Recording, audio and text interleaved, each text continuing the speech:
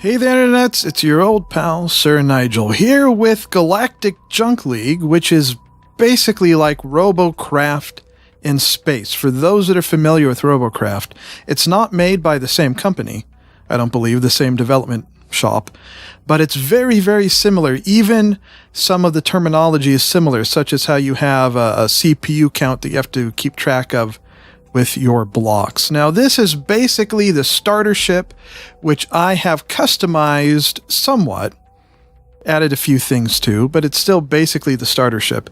Now, what we're going to do is we're going to take a look at a little bit of gameplay first, and then after the gameplay, we'll take a little bit of a look at ship customization and item research, things like that. Now, I'm using different recording software than I normally use to record this. Normally, I use Shadowplay, but NVIDIA has updated the GeForce experience in Shadowplay, and I don't really like what NVIDIA has done with them, so for this, I'm using OBS Studio. So if the recording seems a little different in some way, that's why. But let's play. Here we go. This is the play field. There are multiple maps you can spawn into, or multiple maps that the game can take place in, and which map you use is random.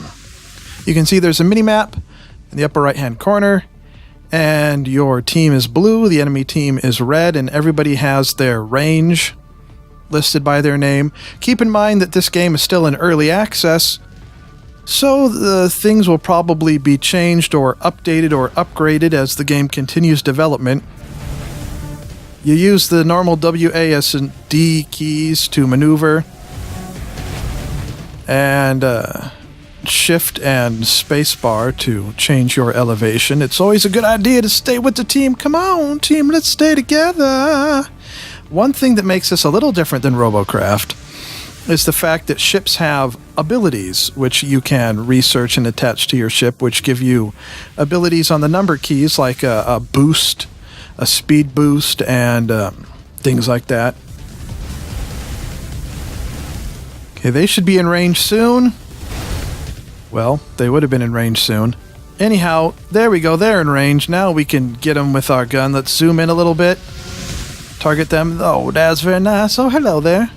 Hi, how you doing? Let's make friends. How's the friends go? Oh, what do we got on the back here? Oh, we got all kind of fun thing. Oh. Got to keep maneuvering. Oh, there's the core. Very nice. Well, it looks like someone below us is taking a few shots, so we will use our boost to get to a more strategically advantageous position. Might as well fire back while we are maneuvering out of the area. Oh, uh-oh. Ah, well. Now, the way the game works right now is there are two ways to win. Either the first team to get to 20 points wins, or once the timer finishes, whichever team has the most points wins. And each round is 5 minutes, so the rounds are nice and short, which I think is a good thing for games like this. And as you can see, the score is at the very top of the screen. Our team is winning in this most exciting of exciting games. That's exciting. Zooming in can be a good way to target specific areas of the ship, but sometimes trying to maneuver while you're zoomed in isn't the easiest thing. But where's their core? Oh, look at that. There's their core. And here's someone else that wants to play. Got to get a little bit closer.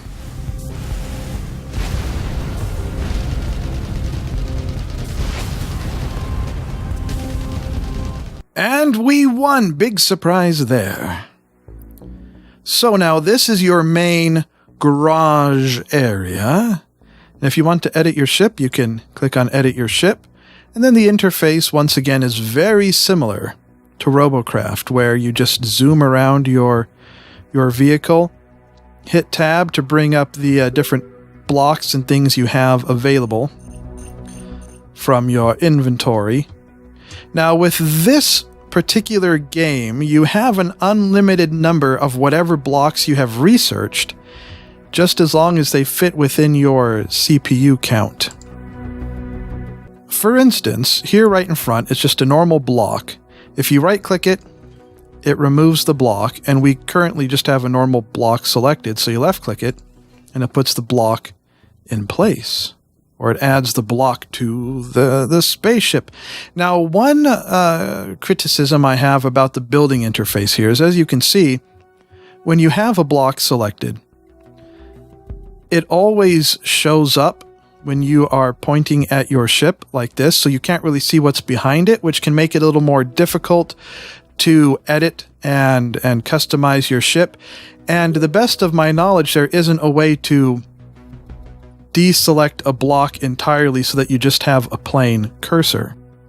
But there are different things you can do here, like for instance, as we saw, this is a normal block, so if we wanted to put a piece of armor in front of it, we could do that just to strengthen that a little bit.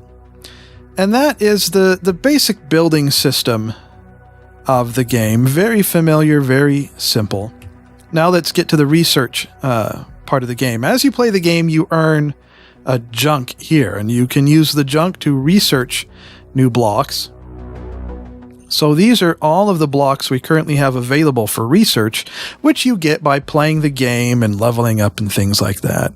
Let's just research an energy generator. Yeah, there we go. There, now that's researched. So if we go into edit ship again, and look in here, there's right around here somewhere, there it is, energy generator. So now we can take this, click on it, and we can attach it on the ship. In order to put it here, I think we need to remove these armor plates first. Like that. So we'll put it there. And then it looks like we can put one more armor plate back there. So there, now we have an extra energy generator on the ship. So basically that is Galactic Junk League. It's a very simple game. There really isn't that much to it. Most of the complexity comes from how you design your ship and edit your ship and all that, but it really is a simple game overall. So that's going to do it for this video. I hope you enjoyed the video. If you did, rub a dub on that like button. Hit subscribe if you haven't already. Tune in again next time for more videos. And remember, if you tickle the Yeti, it might just tickle back. Hooah!